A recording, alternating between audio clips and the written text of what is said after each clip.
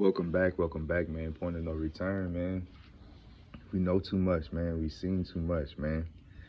We've been through too much, man. We are experiencing too much, man. God has revealed himself to us over and over again for us to go back to the way we used to be, the way we used to think, react, to respond to life, man. It's your Holy Ghost homeboy Slim.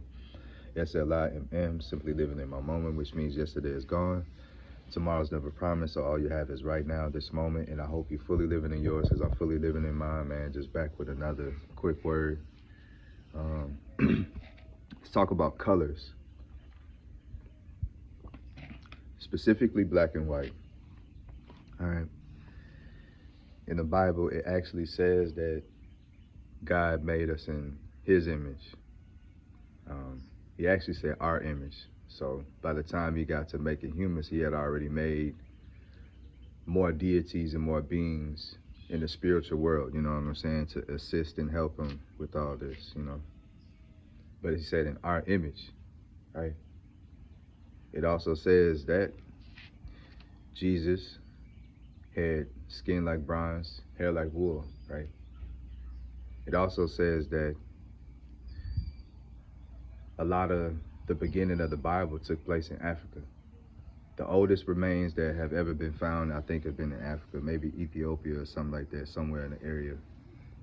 Um, the Nile River, that's where Moses got pushed down the basket, and that's in Egypt. Egypt is in Africa. And remember, everything was one. It was Pangea.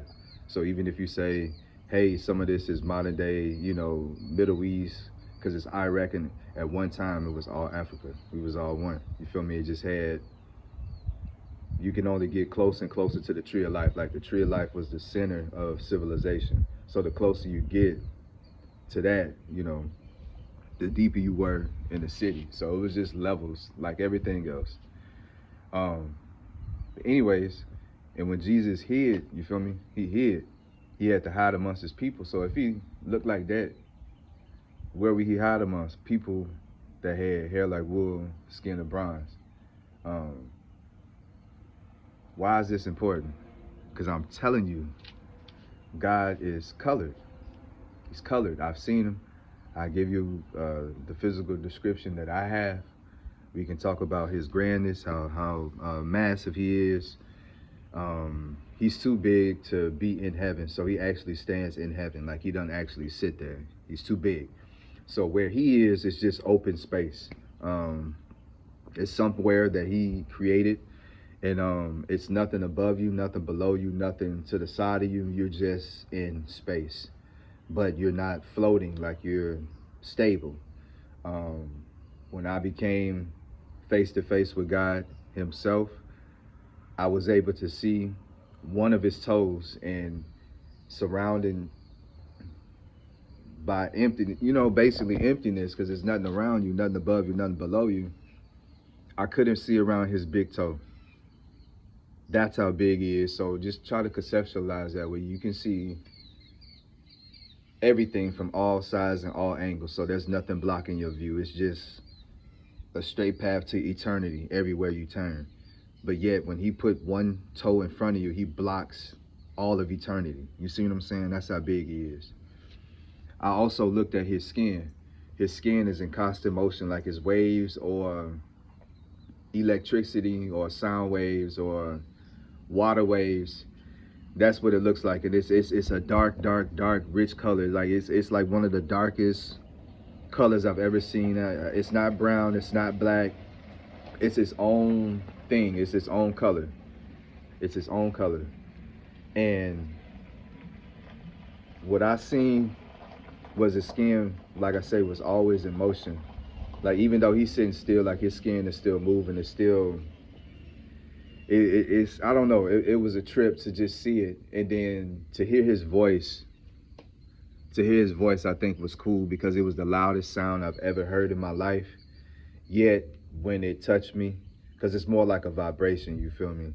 It's more it's more a feeling than it is a sound. I can't really explain it, but it's clear. Like it can cut through anything, crisp. But when it touch you, because you listening with your ears, like I've never heard a sound this loud before.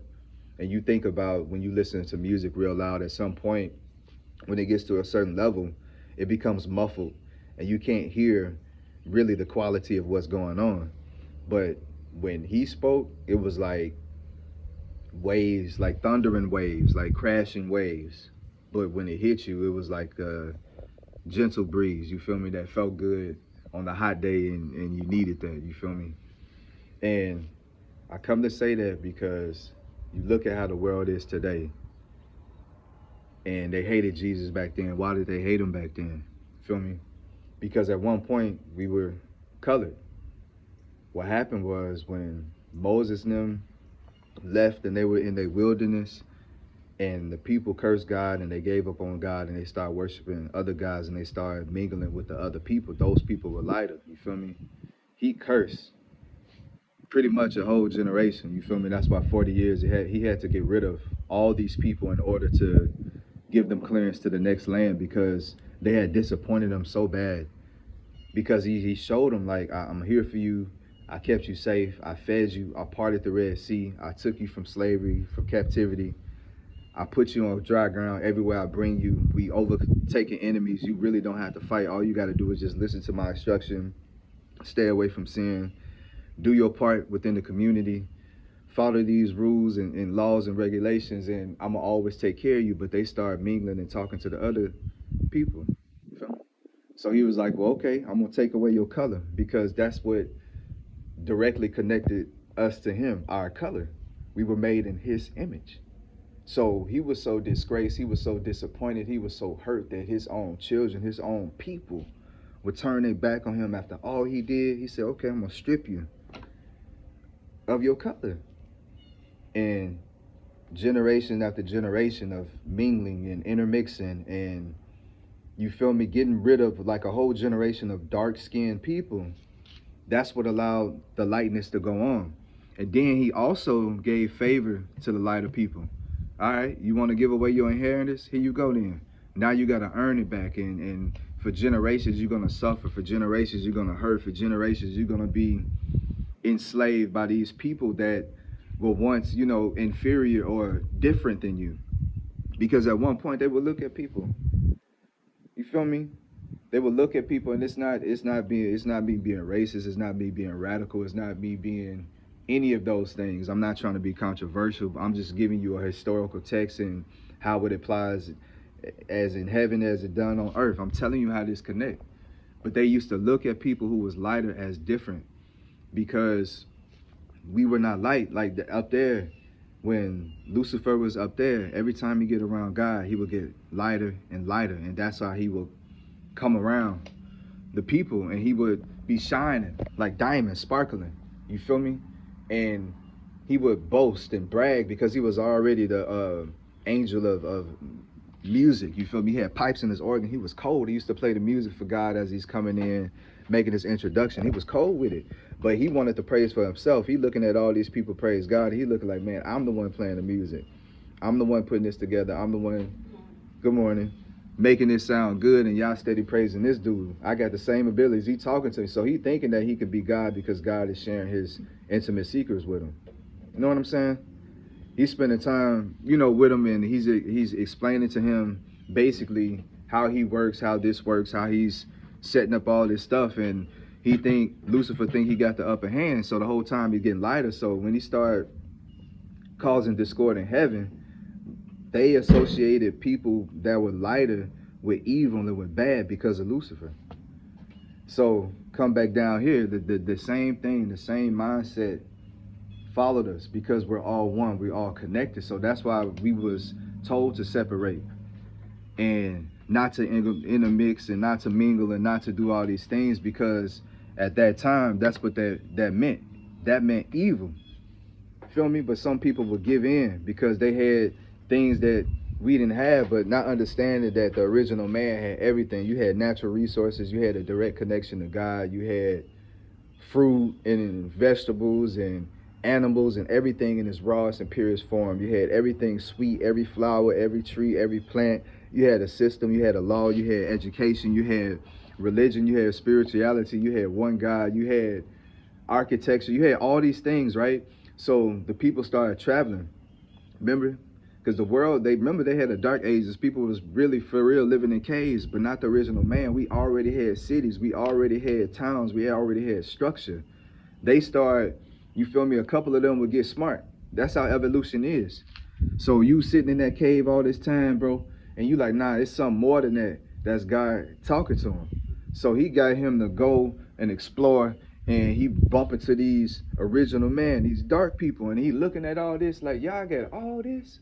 How is you learning this? And they tell him, look, God set this up. God, you know what I'm saying? People was giving God his just due for real back then, because they understood the importance of claiming God.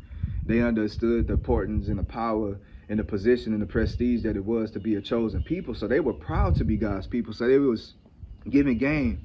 And these people, these lighter people, will go back to where they was, and they would just take over, colonize. Now you got the intelligence. Now you got, you know, a spark. Now you got a relationship with God, and God is going to help you. You feel me? Regardless of where you are, you open up your heart, you open up your mind, he's going to feed you. And if you able to use it the right way, then you can make some real changes, some positive changes in real life. So that's what a lot of people was doing. So then they started claiming, you feel me, that they were the original people. They took the story, our story, and then just put themselves in our place. You feel me? And they put us in their place. You feel me? They tried to tell the story in reverse. So if dark people rule up there, you feel me, and lighter people are inferior in the sense up there, down here it's reverse. Lighter people are going to be rulers down here, and then dark people are going to be inferior down here. It's reverse. So what started happening was, over time, they kept this same mentality. That's how slavery, all these things was done. Because you think about it, how on earth can you have a plantation of some of the biggest, strongest, fittest men, some of the smartest, most beautiful women, and you not overtake these couple of men? That's because psychologically they had an upper hand. They were swindlers. They were cunning. That was their gift from their God, Lucifer. Feel me? To be cunning, to be cold, to be manipulative, to be able to not have morals and not have that thing that makes you human. Even though you're human, some of them don't think like that, because they could put money above everything. They could put power. We can too, but no, they're in control of the laws. They're in control of the politics. They're in control of the money. They're in control of entertainment. They're in control of a lot. And you see the image that they want to portray, right, of dark people, right, and of light people, right? Why is that? Because it continues to put them in power, and it continues to keep you psyched out and mentally wiped out. So therefore, you're not trying to wake up and reclaim your place to get back to the throne. We have the throne. Our generations was cursed. Now it's lift. Now it's lift. So now you have a choice. And I came all this way to say this: colors. We got to make it right, black and white. I'm not saying that other races don't matter, but other races, they're going to have the benefit of the doubt, in the sense they could come to the U.S., any race, and you're going to get grants and you're going to get special treatment. You feel me? And I'm not saying nothing wrong with that. But we have people that's been here, people that's built this land, people that have made this country and this world go the way it go. Look at the fashion, look at the music, look at the way people talk, look at church, look at the lingo. You feel me? Look at TV, look at the commercials, look at everything that we see in this culture, in this world, is governed and determined by how dark people feel, how dark people see, how dark people are vibing at that time. We influence the world, but somehow we don't get a percentage of what this world is making. We don't have a chance to give our voice and give our vote and really count. Letting 1 or 2 or 3 in don't mean nothing. It's a lot of us that look just like me, that are just as talented, just as fluent and acting and recording and doing all these things, and can get up there and really read and really show out and really make these things beautiful and pop in real life. Feel me? Superheroes, they were dark colored. X-Men were based on these African gods and all these things. They telling you, bro. So they looked at our culture and stripped everything and made it theirs. You feel me? And that's our fault. We didn't protect it. At some point we let God down, and we didn't go back and look at God and say, look, well, I'm sorry.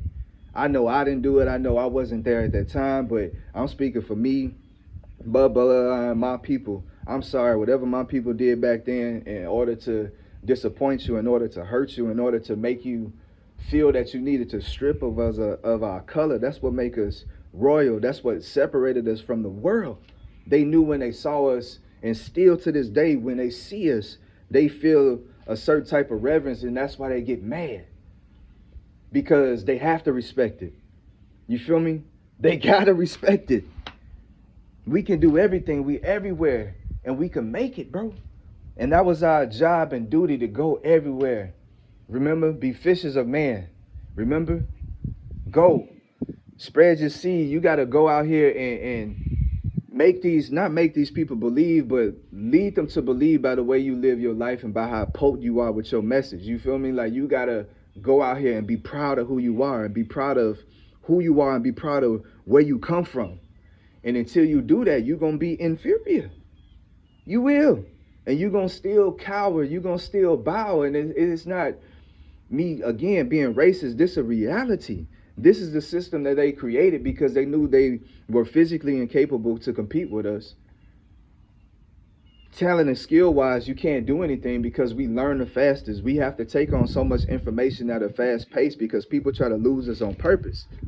So they try to talk fast, move fast, hoping that you don't get it, that you're confused and that you get frustrated, so they could keep calling you dumb, a nigger, which means ignorant. It has nothing to do with color. Nothing to do with color. Intelligence.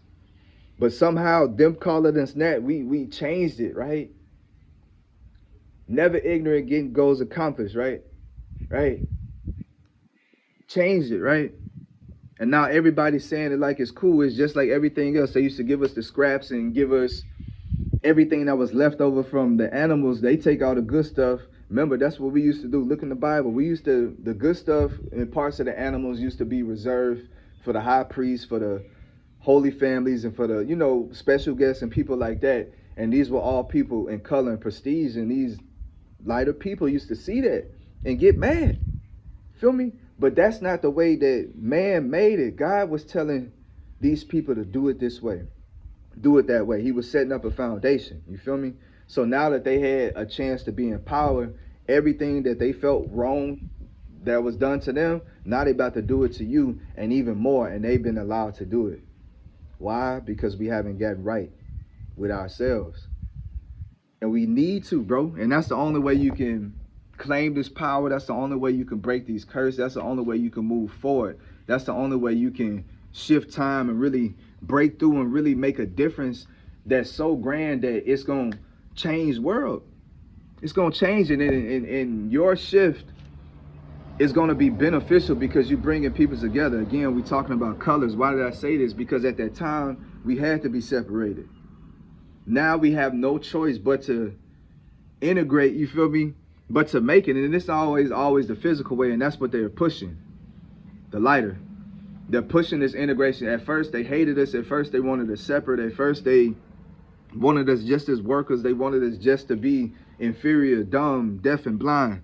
But now that they saw that they couldn't get rid of us, and they see how valuable our skin is, how valuable our organs are, how valuable our mind is, how valuable our versatility is, they need that in their bloodline to keep their bloodline going, because they were weaker. Remember, we was bred basically in fire, bro. We was in the natural conditions, in the natural elements. We had the sun, we had the rain. When it got cold, we was bred to make it through anything. You feel me? That's why we can go anywhere and make it.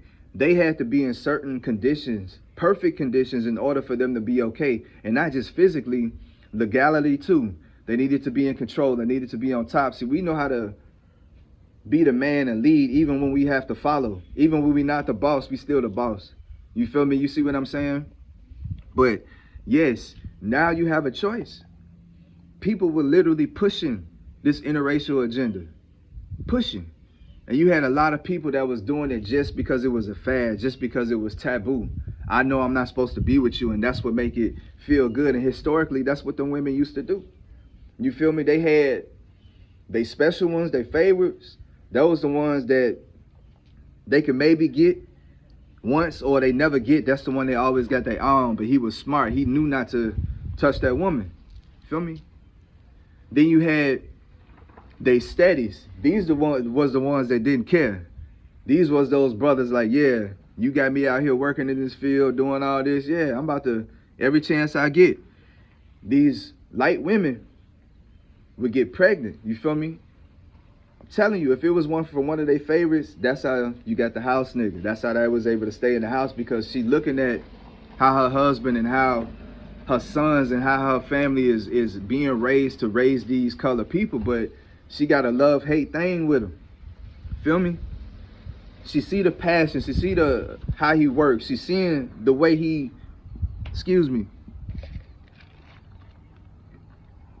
the way he get down, the way he sing, the way he swag, the way he dealing with these worst conditions, and she can't break his spirit. The plantation can't break his spirit. You feel me? Hell on earth can't break his spirit. He's still bopping. You feel me? We was told not to mingle. We was told, it's in the Bible, that we gonna be opposed, that we gonna hate, that we gonna, I'm telling you. And it was more so in the spiritual sense. If you choose to follow the enemy, then you can't be friends with the chosen one. But for a long time, and even now, color has been a wall. A wall, bro. It's 2024. Why the wall not broke yet? We see, so I got a mixed niece. So for any of y'all thinking that I'm talking bad or talking out of turn, no, I'm not. My other brother, got a wife, and she's white. I look at both of them like my own sister. I don't treat them no different. I don't look at them no different. I don't talk in front of them no different than what I'm talking right now. I love them just the same. I have a niece that is mixed, bro. You understand? I love her. Love her. You understand? So it's nothing that you can't tell me about this black and white thing. I'm from Indiana, bro. Like, we used to watch the KKK march on the street. I done been a victim of hate crimes and racism all my life since I was a little boy. But yet my heart is still open. Open. Because one thing I saw, God was composed of all colors. Because even as dark as he was, I could still see the red in him. I could still see the dark purple in him. I could still see the deep green in him. At the bottom of his feet look like the earth is blue and white, and you know, got little pinks and reds and here and there. You feel me? He embodies all colors. So when you look around in this world, the different trees, the different animals, the different fruits, is variety. Ain't nothing just one thing the same. But what we all have in common is that color. So it don't matter if you the lightest, the whitest, to the darkest of darks. You still beautiful, and it's how you choose to live your life and how you choose to perceive yourself and others. You gotta want unity. You gotta want peace. There's nothing that we can do about what has been done back then. Yes, it hurts, man. I stood on a cotton field with my uncle, and I had to listen to him tell stories about when he was 5 and 6 years old when he was picking cotton. I picked just a little bit of cotton, and I'm crying, bawling. I'm saying, you had to do this every day for years. So historically, it has not been good, but we can make it right personally. You feel me? And it's not going to be everybody, because everybody has been plugged in and in tune with this system. You got to choose to get out the system and see the world for yourself and see people for yourself to really get to enjoy the world and live the life that you want to live. Colors, bro. Once black and white fix it, bro, the world unites. The world unites, and that's when it becomes scary, because then God could move everywhere. Just imagine if everybody was doing what they were supposed to do. If everybody was doing what God told them to do and living the life they were supposed to live. You know how happy this world would be? We wouldn't need to lock people up. We wouldn't need to kill one another. We wouldn't need to hurt one another. We wouldn't need to bring each other down. We wouldn't have so much sickness and disease and mental health, bro, if everybody just chose to one day, you know what? I'm just going to do what God told me to do. I'm just going to do what God showed me. I'm going to go after my vision. I'm going to go after the plan. I'm going I'm gonna get out this boat and walk on water and see where God takes me. Because only He knows where my life goes. But you choose. You choose, bro. But like I say, I know this was unique. I know this was different. I wasn't trying to stir the pot. I was just trying to fill you in and give you the context of where we're coming from and why this world is where it is. It needs to be set back right. The original man needs to be back in power. We have been through everything. We have seen everything. So therefore, we can relate to everybody. You feel me? Those are the people that you need in power and place because they understand the common man. But the trick is, the key is, when we get this power, because remember, those who were first will be last. That shift has already happened. And those who were last are now first. When you get this power, what do? Do you be the oppressor now? Do you be the tyrant now? Do you be the spoiled child who's trying to live out his fantasies and do these crazy things now? Or do you just keep it G and keep it humble and keep it steady and keep it coming? It's a choice. We've seen what people do when they have power, when they have riches, when they have notoriety. We've seen time and time again. So you had the opportunity to study the history of man and understand the traps and the schemes and the things that set up to get you to fall from your grace. Because God is placing you on a pedestal and He's placing you higher than others because your heart is different. Do not let them pervert your heart. Do not let them steal the vision and steal the plan that God has for you. And no matter what, give thanks to the Lord. Let Jesus use you. Speaking of Jesus, what He looked like physically. Remember, hair like wool, skin like bronze, but He had thick hair, thick dreads, thick, long dreads, bro, and big curls at the front of his head. You feel me? He was outside in the sun. Remember, he slept outside after he left mama house. He was outside. So he built and pitched tents wherever he went. And then that's where he would go when he needed to when he was led to go to somebody's house. But for the most part, he was outside in nature. He was literally one with God. You know what I'm saying? So that's why you like being outside a lot, because you got to think about it. God is too big to be inside of any building. He's outside all the time. That's why you like being outside. But Jesus was not hairy, but had an adequate amount, you feel me, to protect his skin. Really, he was physically fit, you feel me, between 5'10" and 6 foot. Feel me? There was a lot of big dudes back then because the enemies was different. And then they were pure breed, pure blood. So this was the original man. They were huge, they were big. So Jesus was at that perfect size. He couldn't be too small because then nobody would respect him. He couldn't be colossal because then people would be intimidated by him. They wouldn't see the message. They would see his force. God wouldn't get the credit. He had to make him perfect size to be relatable to all. That's why he made him a carpenter, not a warrior. He wanted him to fix things. I don't need you to fight. I need you to fix. I need you to fix. I need you to mend. I need you to repair. Because remember, bro, they broke his heart. So he's trying to, it's crazy. He healed himself by breaking his heart again. Because he sent his only begotten, his heart was already broke, but then he sent his only begotten son to die for us, which broke his heart again, but it brought him his son and put him in his proper place. But while he was here on earth, Jesus was a handsome fella. You feel me? Well groomed, well kept, really neat, really organized. You feel me? He even outside, he still swept the dirt and raked the dirt. He still made designated areas to clean, to shower, to sleep. He was very, very clean. Even in nature, he was clean. Always bathing in the water. We talking about these ancient rivers, bro. So he's bathing in these waters that God didn't form with his bare hands. You feel me? Come on, bro. And this was back then. So, and you look at geographically where he was, his skin had to be dark and his hair had to be like that in order, again, to survive the elements. To survive the elements, and then you're under the sun.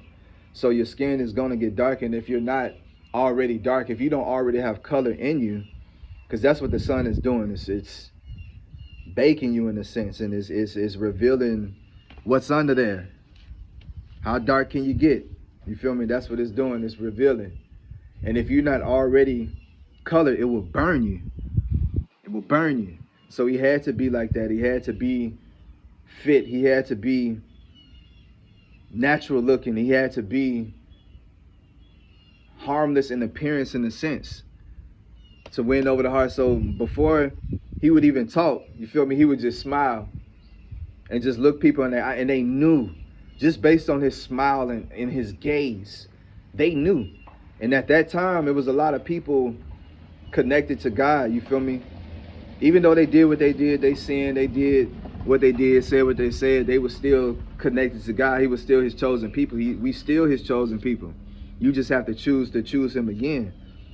But they would see the aura. So you got Jesus. That's how they knew it was him. They would see the aura around him. Feel me?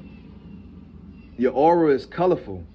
Mine happens to be purple, like a bright electric purple, bluish purple. That's what the color of mine. I don't know. Again, colors. It means so. In COLOURS, colors. They're important, bro. But like I say, bro, I know this was a lot of information, but I was just trying to give you what I know to be true. And you can fact check it. You can look in the Bible and see that my description of Jesus' general appearance, which we all know fits the bill, but if you look at his occupation, if you look at his diet of eating mainly fruits and vegetables and nuts and grains and things like that, breads and things like that, you feel me? He was lean, feel me? 6-pack, all that, muscular. He wasn't too big. Like I say, he wasn't skinny. He was slim. So you look at everything and you add this all up, and you can get who he was. And if in order for him to endure what he endured on that cross, you know, nobody can do that. Nobody can do that. But in order for him to do that, he not only had to be mentally and spiritually at 100, he had to be physically at 100. So he trained his whole life just to be our sacrifice. You feel me? And that's why we're chosen. That's why we're favored. That's why, because we're made in his image.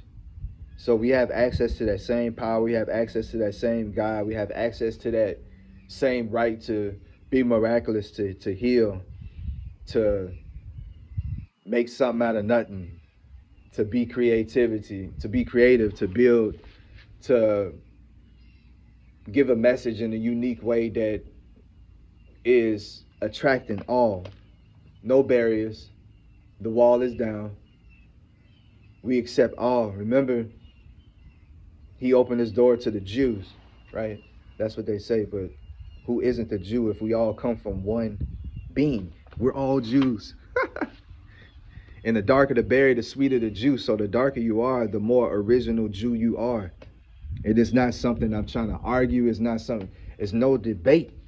We were made in his image, and therefore, remember, we disappointed him. We broke his heart. We betrayed him. He opened his doors to everybody. And it's backwards. They were allowed. They were the Gentiles. They were allowed to get in then. We were already in. We were born in it. We inherited this. All we had to do was keep it. They reversed our history in order to fit their agenda. But now that things are out in the open, now that things are plain, because think about it, like, why would you draw that picture of Jesus? We all know the image of Jesus. Why would you draw that picture of Jesus if it gave his physical description in the Bible? Why didn't you create the image based off what the text said?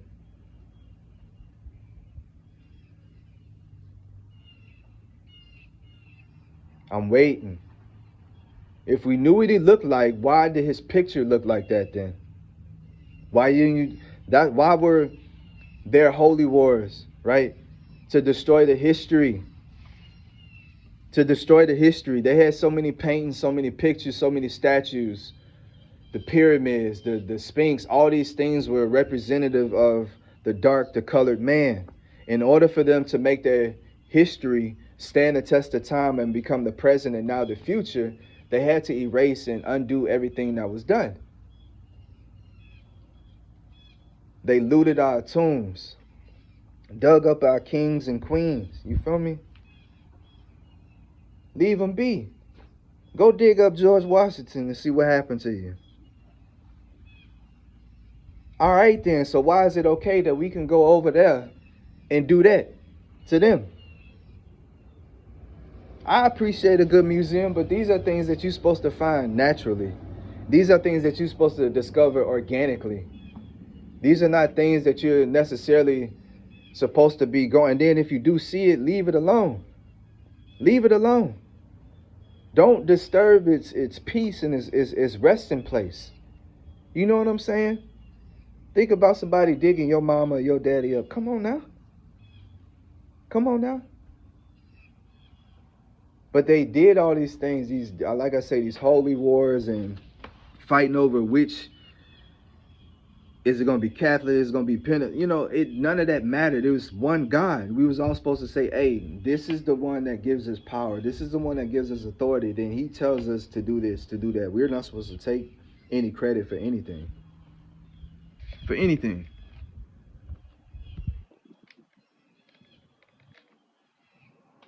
So they made you feel like being dark and being colored was a negative thing, but it's not. It's not. It's a beautiful thing. It's a beautiful thing. But it's even more beautiful when you're able to not only accept yourself, but you're able to accept others. So that's my challenge, bro. Excuse me. We know the historical context. We know what happened. We know what went on. What are we going to do about it? It's up to me and you.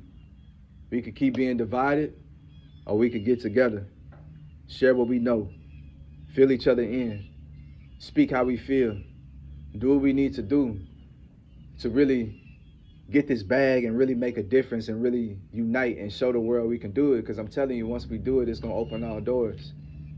Open all doors. So whether you African, whether you Black American, whether you Native American, whether you Puerto Rican, Colombian, you feel me? Panamanian, Jamaican, Haitian. Be proud, bro. Be proud, because we influencing the world. But now it's time to take your place. Now it's time to take your right, bro. And it's up to you. So I pray that you choose to live in your moment, bro. Because trust me, I'm living in mine. And you will see. You keep looking, keep watching. My life, our life is changing before our eyes. The shift has already happened. Everything has already been given.